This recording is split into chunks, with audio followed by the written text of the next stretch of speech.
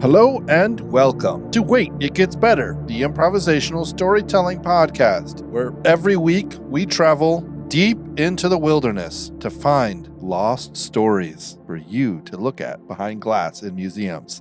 I'm, of course, Levi. I'm Reed. And I'm Seth. And we are here to recap a story.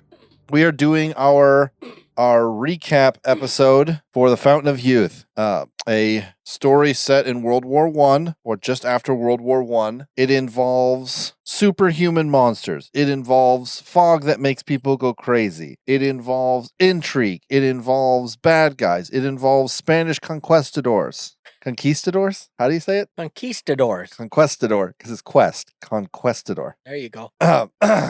If you need to know what the story's about before you listen to us jabber on for a couple minutes about it, I would say just pause this episode, go back to episode 1, listen to that, 2, 3, and this will be episode 4, and then you can hear us talk about it. What we're going to do is we're just going to spend, a little bit of time just talking about our inspiration for it, talking about where we got our cool ideas, talking about, our opinions. This might get slightly political because it does have to do with a real war, but, we're common sense people, I think. Therefore, I am. I'm a little bit tired. Sorry, everybody. So, one of the things I love about World War I is the total and complete confusion as to why in the world it started. Yeah, absolutely. And what is best, I think, explained about how it started was the Archduke Franz Ferdinand was assassinated. Right. Not in the original place, but right outside a cafe where he decided to stop. Isn't that how that worked? He was originally something like that, where the assassin couldn't get close enough at the original spot, so went to a cafe,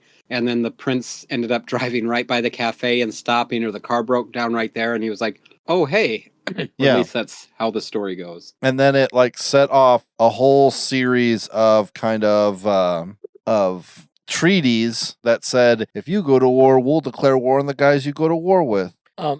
Otto von Bismarck was Chancellor of Germany and kind of oversaw the unification of Germany. It was originally Prussian, and then there was the gathering together of these independent German states and whatnot, and building what became modern Germany. Well, he was a master of diplomacy, and they had an interlocking. He devised kind of an interlocking set of alliances such that it was a very conservative system. What I mean by that is that the idea was that if anybody decided to go to war, if one modern nation state decided to go to war against another, it would bring down all kinds of fury. And so it was just too painful, and it was supposed to keep the peace, and actually did for several decades. But Bismarck died and went away, and Kaiser Wilhelm was a lightweight in comparison. And with the trouble in Sarajevo, there were contention between particularly the Austrians and the Russians regarding who would hold sway in the Balkans. And if Austria needed to, put their foot down because these Serbs were a bunch of upstarts, well, Russia couldn't have Austria having complete dominion politically in the Balkans. So they said, if you attack Serbia, you're going to have to deal with us. Well, that should have ended the subject. However, the Austrians kind of thought they were bluffing, or anyway, they decided to go and stamp out the trouble and the rebellion in Serbia. And with one thing and another, Russia declared war on Austria. France had an agreement with Russia, so, they were into the mix. Well, Germany, of course, had a treaty with Austria, so the Austro-Hungarian Empire, so they were into the mix. But mobilization plans were set so that the Austro-Hungarians would hold sway in the east, where the Germans would, be concentrated in their mobilization toward the west. Well, there was really no reason for the West to be going to war about all this. But all of a sudden, the trains started started running munitions, armaments, and troops being mobilized, to the French-Belgian border. Well, it just went with one thing and another. Nobody knew how to stop this juggernaut once placed in motion. And it was really, really dumb. I've written tests, I've essay tests and university history courses about the origins of World War I. I think the best explanation that I've heard so far is the Wonder Woman movie. That it was like the Ares, the god, was just stirring up trouble, and it was the gods messing with people. I mean, it's so stupid. The whole thing is an idiotic mess. And, the thousands of people that died, it was crazy. Anyway, that's my opinion from the blue sky. Yeah, and that's the opinion that you would say if you didn't know anything about the Fountain of Youth. Yes. One of the things I really liked about this story a lot was sometimes when we talk about these stories, I think about how they would look. My brain interprets them into a movie, Yeah. Sometimes it's a book, but sometimes it's a movie, and then very rarely it's a video game. And this is one of those, just it's pretty linear, It's like, well, what happens? They go over the top. They find that the thing's empty. They come back. They're empty. They start moving forward. It's just like I can see it working out like that a lot. One interesting thing that made me kind of chuckle was this idea that, the quote unquote fountain of youth was found, but because of the, that they were able to keep this thing secret, like among the ruling houses of Europe, for example. Right. And I had this picture, one of the most interesting things, is when the Spanish Empire connected up with the Austrian Empire, and the Habsburg dynasty, where the Holy Roman Empire included, what Spain formerly held, Holland, Austria, southernmost of Germany. Right. And you had these, the ruling houses, the princes, they had sway as far as what happened, and they kept their secrets. Right. And so, like you said, I have a picture of the, at the root of some of this, did Archduke Ferdinand get done away with because he had been maybe injudicious with the secret of the Fountain of Youth, or right. Right. I was just thinking, how would, if we had wanted to go all the way back to the beginning of World War I and decide how it had started and insert all of this lore into that, how do we do that? And I realize we don't have to do that in this episode. That's not the point. We're not coming up with the story. We're just talking about it. But it's kind of interesting when you take a fictional thing like this and then just walk back in history and say, oh, that's why Abraham Lincoln did that thing that way. Oh, that's why George Washington did that thing that way. Yeah. Oh, that's why this king did that thing that way. This is why that guy did that thing that way. This is why this person, and your brain can just like retcon, and sometimes it's interesting because sometimes it feels like there's like a myriad of reasons, and you hear conspiracy theories on the internet about why someone did something. And it's like, how true. I mean, I came up with a cool idea for why the Spanish flu came around. Yeah. It's like, why couldn't it be my weird idea? Why does it have to be your strange one? Yeah. We just come up with these stories and they're awesome and I love them. I really enjoy making them a lot. But I've oftentimes thought maybe we should be just doing historical fiction, and literally maybe we should add a story element, Reed, where one is a historical fiction, not a historical fiction, but a historical date or something. Because I kind of enjoy making historical stuff better than just being like, this is a brand new planet and all the rules are different than everyone than about. Right. There's one other thing this is kind of really a detail. Yeah. One of the things I really loved about this story was this picture of this hulking World War I tank. That was the Mark V tank. And I have this, I'm going to just ask, did part of the imagery come into your mind because of the tank in the Raiders of the Lost Ark? Do you remember that one episode of, I can't remember which one it was.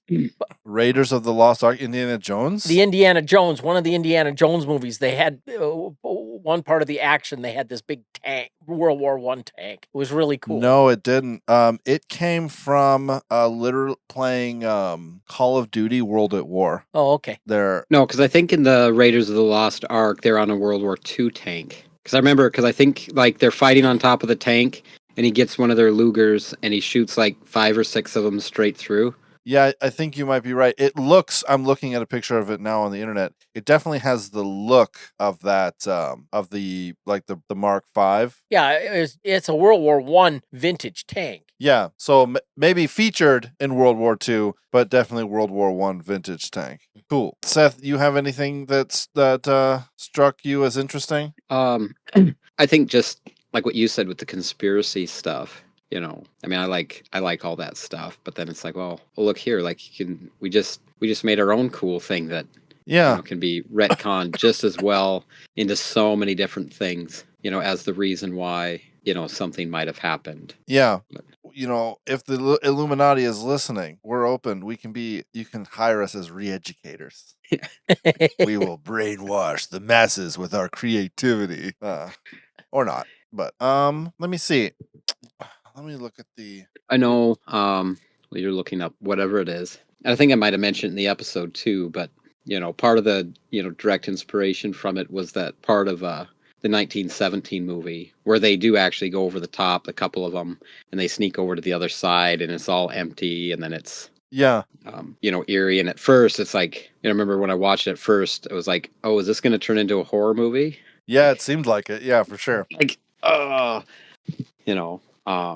and I was kind of thinking it felt kind of I remember, maybe I mentioned it a couple weeks ago, but it was kind of Lovecraftian. Yeah. Kind of eldritch horror. Mhm. The way these things were shellfish. Mhm. This mysterious figure called the Feeder. I could see it as part of a larger vignette of stories. Yeah. A short story. It's definitely not novel length, but a short story in kind of a larger universe Mhm. of these things.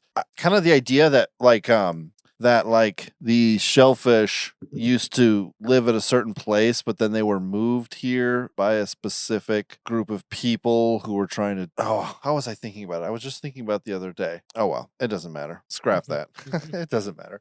People don't understand when we make these episodes how often I get a great idea, go to open my mouth, and realize that's not that good. I create and destroy like a million, not a million, but like 10 or 20 ideas like every time we record. It comes up in my brain, it starts to develop and kind of starts to grow up a little bit, and then if it's not fully formed, it's just nope, that's not going to work. We're just going to go a different route. It was a thing I was thinking about as we're working on these short stories, and we're working on doing more of this podcast. I was thinking about trying to bring in a little bit more complexity into our story element stuff, like maybe drawing hero archetypes. So it's not just hero, but it's hero archetypes, because there's classically, I don't remember what it was it like 7 or 8 different main hero archetypes, like how the hero is and how they present themselves, and do the same thing with villains and do the same thing with anything we can find. But I'm trying to figure out if that is restrictive to our general ethos or if that would be helpful. What do you think, Reed? Be more things to keep track of. Yeah. I think maybe look at the list, if we can find it and look at that list and then, kind of see how that would go. Because initially, that would seem kind of interesting, but like you said, it might be restrictive, to that part where then, that leaves it on us to then kind of make that up in our head, as we're creating our, hero or villain or. Right. I just want to create a more and more and more complex system. That's great. Yes. All right. I definitely think adding maybe not like random insert, but something like that where it's, puts it into a historical fiction, that would definitely be something to add. Yeah, I agree. I think that we have talked about this story enough. Any other characters you guys want to touch on? Your inspirations for them? Your ideas besides that behind them? I guess, and I think I mentioned this to you, the other day when we were talking, pre talk about story talk. Yeah. Where kind of towards the end of this, and I didn't think of it until almost the end, but particularly kind of based on the hero character and kind of how he functioned in the story with this special powers, and more than just him, but all the the super soldiers with this different thing that takes over their body and stuff like that.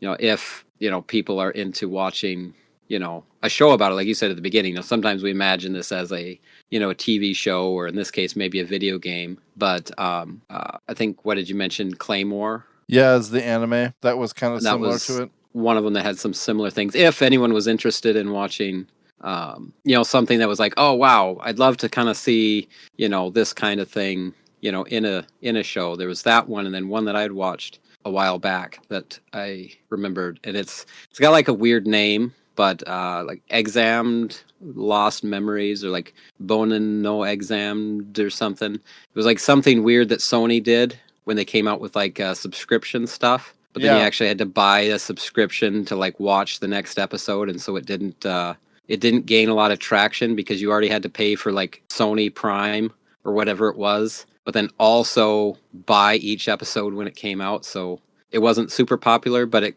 kind of towards the end, as everything fell together, it was, kind of made me think of that. There was like other little aspects where then like that other thing would like take control, and they could channel some of it through, but then it would take over their body, and then they could, kind of, eventually there was like the one character that was trying to help him like learn how to dissipate that back out and reclaim like who he was. Yeah. But then like something exciting would happen, and he'd have to like then, channel that energy out, but then like not let it take him over. And there's one thing that in our story, this is kind of changing a little bit, that seemed to kind of get lost. And yours, Seth, you had, I think in episode 2, quartet members, and you started to when you started to introduce that story element, you talked about picture a meadow where the bee is drawn to the flower.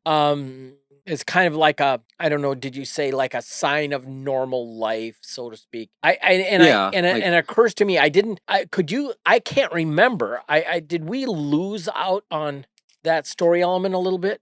Not really. It wasn't, I didn't like make it up to be like a huge thing, but just like a side like thing that comes together as like whatever, the main group kind of comes out of, some of the fog, or they get, and their kind of travel to the coast or wherever they were going, and everything is like dark in the fog that's kind of enveloping everything. And then it kind of clears a little bit, and they see, just as in like the war, right? And then it's like seeing nature, starting to get back to its business, where everything else, I mean, you think like the trenches of World War I, where it's like everything's mud and corpses and, gas, shells and like just poison, barbed wire and the mustard gas. And what was it also on that? I think on the way home today, Alec played a song, and I think I'd heard it before, or I was familiar with a couple ones that they did.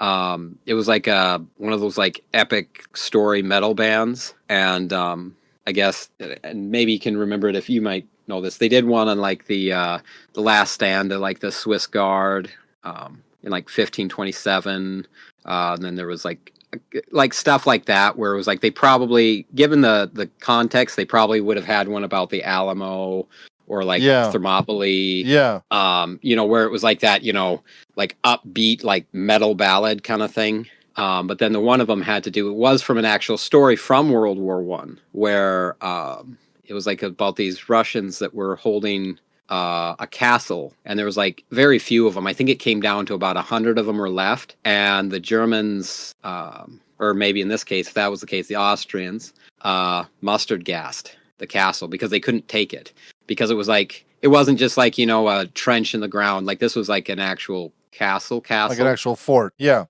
And so they had like 12,000 against like 100, but because it was, what it was, they really couldn't just storm the castle, right? Right. But then the Russians couldn't really do anything except kind of like hunker down. And so when they got mustard gas, and apparently then they're like all dying, and their like skin is melting off, and like their equipment wasn't good enough to like protect them from the gas, and so they're all dying.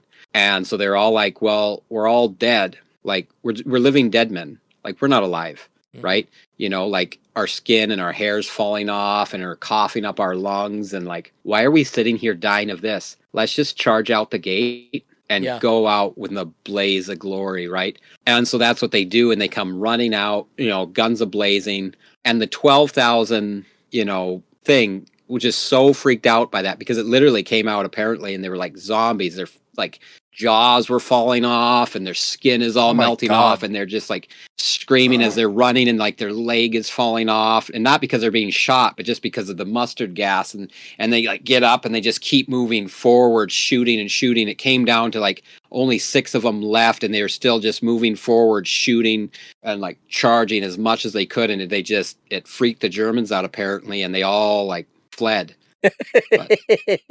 That's great. So I thought that was thought I'd make sure to bring that up, because it was like kind of almost in line where we're, dealing with like the chemical warfare and World War Yeah. One, and That's and then it's like that's that, crazy. also being like an actual historical thing, and it's like I thought that was kind of cool. Yeah, cool. Well, thanks guys for spending a couple minutes here talking about this, and thank you, ladies and gentlemen, for spending a couple minutes here listening to us talk about this. If you thought that this story that we just got finished doing and just got finished talking about was interesting, cool, thanks. If you want to ask us any questions about it, you can add us on Twitter at @GetsBetterCast, or you can send us an email at waititgetsbettercast@gmail.com, and we'll answer any questions you have. You want to ask Reed about history? He will answer your questions to the best of his knowledge about history. You want to ask me about whatever I'm good at? We'll do that too. Seth, he's ready to answer all your questions. And until next time, until we see you again, until you hear our voices again and we record more awesome stories for you, we'll see you guys later. Bye.